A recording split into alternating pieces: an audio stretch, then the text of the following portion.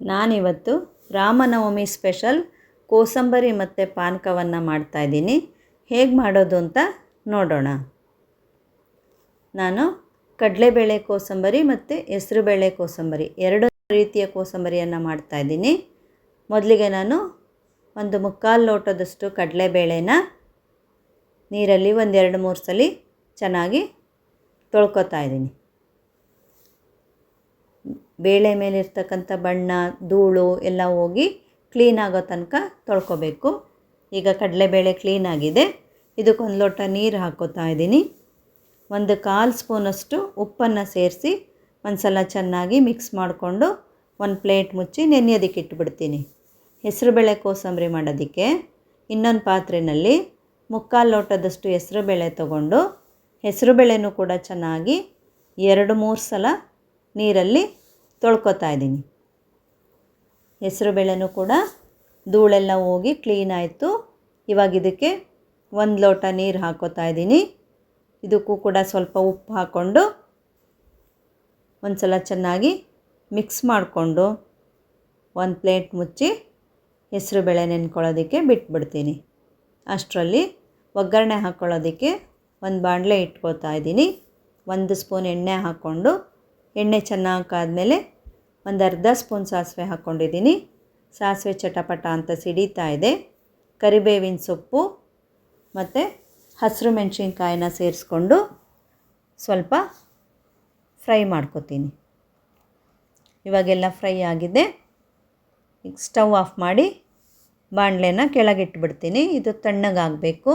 ಅಷ್ಟರಲ್ಲಿ ಕೋಸಂಬರಿಗೆ ಬೇಕಾಗಿರ್ತಕ್ಕಂಥ ಸೌತೆಕಾಯಿ ಹೆಚ್ಕೊಂಡಿದ್ದೀನಿ. 1 ಈರುಳ್ಳಿಯನ್ನು ಹೆಚ್ಕೊಂಡಿದ್ದೀನಿ. ಒಂದು ಸ್ವಲ್ಪ ಕೊತ್ತಂಬರಿ ಸೊಪ್ಪನ್ನು ಸಣ್ಣಗೆ ಹೆಚ್ಕೊಂಡಿದ್ದೀನಿ. ತೆಂಗಿನಕಾಯಿ ತುರಿದಿಟ್ಕೊಂಡಿದ್ದೀನಿ. ಇವಾಗ ನಾವು ಮೊದಲಿಗೆ ಒಗ್ಗರಣೆ ಹಾಕಿಟ್ಟಿದ್ವಲ್ಲ, ಅದು ತಣ್ಣಗಾಗಿದೆ. ನಾನಿವಾಗ ಇದಕ್ಕೆ ಹೆಚ್ಚಿಟ್ಕೊಂಡಿದ್ದಂಥ ಸೌತೆಕಾಯಿ, ಈರುಳ್ಳಿ, ಕೊತ್ತಂಬರಿ ಸೊಪ್ಪು ಎಲ್ಲವನ್ನು ಸೇರಿಸ್ಕೊಂಡು 1/4 ಸ್ಪೂನಷ್ಟು ಉಪ್ಪು ಹಾಕ್ಕೋತಾ ಇದ್ದೀನಿ. ಕಡಲೆಬೇಳೆನೂ ಕೂಡ ನೀರನ್ನು ತೆಗೆದು ಸೇರಿಸ್ಕೊತಾ ಇದ್ದೀನಿ. ತೆಂಗಿನಕಾಯಿ ತುರಿ ಸೇರಿಸ್ಕೊಂಡು ಎಲ್ಲವನ್ನು ಮಿಕ್ಸ್ ಮಾಡ್ಕೊತಾ ಇದ್ದೀನಿ. ಈ ರೀತಿ ಎಲ್ಲ ಒಂದು ಸಲ ಚೆನ್ನಾಗಿ ಮಿಕ್ಸ್ ಮಾಡಿಕೊಂಡ್ರೆ ಕಡಲೆಬೇಳೆ ಕೋಸಂಬರಿ ರೆಡಿ ಆಯಿತು. ಈಗ ಹೆಸರುಬೇಳೆ ಕೋಸಂಬರಿ ಮಾಡ್ಕೊಳ್ಳೋದಕ್ಕೋಸ್ಕರ ನಾನು ಒಲೆ ಮೇಲೆ ಒಂದು ಬಾಣಲೆ ಇಟ್ಕೊಂಡಿದ್ದೀನಿ. 1 ಸ್ಪೂನ್ ಎಣ್ಣೆ ಹಾಕ್ಕೊಂಡು ಎಣ್ಣೆ ಚೆನ್ನಾಗಿ ಕಾಯಬೇಕು. ಎಣ್ಣೆ ಚೆನ್ನಾಗಿ ಕಾದ್ಮೇಲೆ ನಾನು ಇದಕ್ಕೆ ಅರ್ಧ ಸ್ಪೂನು ಸಾಸಿವೆ ಹಾಕ್ಕೋತಾ ಇದ್ದೀನಿ. ಸಾಸಿವೆನೂ ಕೂಡ ಚೆನ್ನಾಗಿ ಚಟಪಟ ಅಂತ ಸಿಡಿತಾ ಇದೆ. ಇವಾಗ ಇದಕ್ಕೆ ಕರಿಬೇವಿನ ಸೊಪ್ಪು, ಇದ್ರ ಜೊತೆಗೇ ಹಸಿರು ಮೆಣಸಿನ್ಕಾಯಿನ ಸೇರಿಸ್ಕೊಂಡು ಸ್ವಲ್ಪ ಫ್ರೈ ಮಾಡ್ಕೊತೀನಿ. ಈಗ ಸ್ಟವ್ ಆಫ್ ಮಾಡಿ ತಣ್ಣಗಾಗೋದಕ್ಕೆ ಬಿಟ್ಬಿಡ್ತೀನಿ. ಅಷ್ಟರಲ್ಲಿ ಹೆಸರುಬೇಳೆ ಕೋಸಂಬರಿಗೆ ಬೇಕಾಗಿರೋ ಸೌತೆಕಾಯಿ, ಕ್ಯಾರೆಟು, ಕೊತ್ತಂಬರಿ ಸೊಪ್ಪು, ತೆಂಗಿನಕಾಯಿ ತುರಿ ಎಲ್ಲ ರೆಡಿ ಮಾಡಿಟ್ಕೊಂಡಿದ್ದೀನಿ. ಈಗ ಒಗ್ಗರಣೆ ತಣ್ಣಗಾಗಿದೆ. ನಾನಿವಾಗ ಇದಕ್ಕೆ ಹೆಚ್ಚಿಟ್ಕೊಂಡಿದ್ದಂಥ ಸೌತೆಕಾಯಿ, ಕ್ಯಾರೆಟಿನ ತುರಿ, ಕೊತ್ತಂಬರಿ ಸೊಪ್ಪು ಮತ್ತು ನೆನೆಸಿಟ್ಟಿದ್ದಂಥ ಹೆಸರುಬೇಳೆ ಸೇರಿಸ್ಕೊಂಡು ಇದಕ್ಕೆ 1/4 ಸ್ಪೂನಷ್ಟು ಉಪ್ಪನ್ನು ಹಾಕ್ಕೋತಾ ಇದ್ದೀನಿ. ಈಗೆಲ್ಲ ಒಂದು ಸಲ ಚೆನ್ನಾಗಿ ಮಿಕ್ಸ್ ಮಾಡ್ಕೊತಾ ಇದ್ದೀನಿ. ಹೆಸರುಬೇಳೆ ಜೊತೆ ಕ್ಯಾರೆಟು, ಸೌತೆಕಾಯಿ ಎಲ್ಲ ಮಿಕ್ಸ್ ಆಗಿದೆ.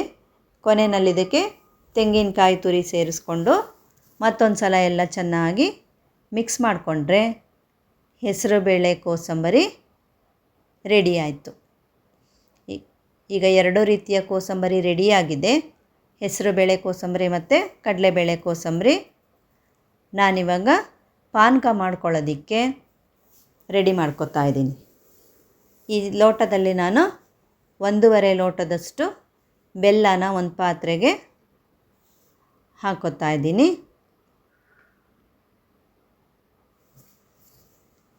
ಇವಾಗ ಇದಕ್ಕೆ ನಾನು ಒಂದು ಚಿಕ್ಕ ಚೊಂಬಲ್ಲಿ 1.5 ಚೊಂಬು ನೀರು ಹಾಕೋತೀನಿ. ಇವಾಗ ಇದನ್ನು ಒಂದು ಸಲ ಚೆನ್ನಾಗಿ ಮಿಕ್ಸ್ ಮಾಡಿ ಬೆಲ್ಲ ಕರಗೋದಕ್ಕೆ ಇಟ್ಬಿಡ್ತೀನಿ. ಅಷ್ಟರಲ್ಲಿ ಪಾನಕಕ್ಕೆ ಬೇಕಾಗಿರ್ತಕ್ಕಂಥ ಮೆಣಸು, ಕಾಳು ಮೆಣಸು, ಒಣ ಶುಂಠಿ ಮತ್ತು ಏಲಕ್ಕಿಯನ್ನು ತೊಗೊಂಡಿದ್ದೀನಿ. 1/4 ಸ್ಪೂನಷ್ಟು ಸೋಂಪನ್ನು ತೊಗೊಂಡಿದ್ದೀನಿ. ಇದನ್ನೆಲ್ಲ ಒಂದು ಕುಟ್ಟಣಿಗೆನಲ್ಲಿ ಚೆನ್ನಾಗಿ ಕುಟ್ಕೊತೀನಿ. ಇವಾಗ ಸೋಂಪು, ಶುಂಠಿ, ಏಲಕ್ಕಿ, ಮೆಣಸು ಎಲ್ಲ ಕುಟ್ಕೊಂಡಿದ್ದೀನಿ. ಇದನ್ನು ಬೆಲ್ಲದ ನೀರಿನ ಜೊತೆಗೆ ಸೇರಿಸ್ಕೊತಾ ಇದ್ದೀನಿ. ಪುಡಿಯನ್ನು ಸೇರಿಸ್ಕೊಂಡ್ಮೇಲೆ ಒಂದು ಸಲ ಚೆನ್ನಾಗಿ ಮಿಕ್ಸ್ ಮಾಡ್ಕೊತಾ ಇದ್ದೀನಿ. ಉಳಿದಿರ್ತಕ್ಕಂಥ ಬೆಲ್ಲನೂ ಕೂಡ ಕರ್ಗಕ್ಕೆ ಬಿಟ್ಬಿಡ್ತೀನಿ. ಇವಾಗ ಬೆಲ್ಲ ಕರಗಿ ಪಾನಕ ಎಲ್ಲ ರೆಡಿಯಾಗಿದೆ. ಮತ್ತೊಂದು ಪಾತ್ರೆಗೆ ಸೋಸ್ಕೊತಾ ಇದ್ದೀನಿ. ಈಗ ಪಾನಕನೂ ಕೂಡ ರೆಡಿ ಆಯಿತು. ನಾನು ಇವತ್ತು ಮಾಡಿರ್ತಕ್ಕಂಥ 2 ರೀತಿಯ ಕೋಸಂಬರಿ ಮತ್ತು ಪಾನಕ ರೆಸಿಪಿ ನಿಮಗೆ ಇಷ್ಟ ಆದರೆ ಲೈಕ್ ಮಾಡಿ, ಶೇರ್ ಮಾಡಿ, ಸಬ್ಸ್ಕ್ರೈಬ್ ಮಾಡಿ.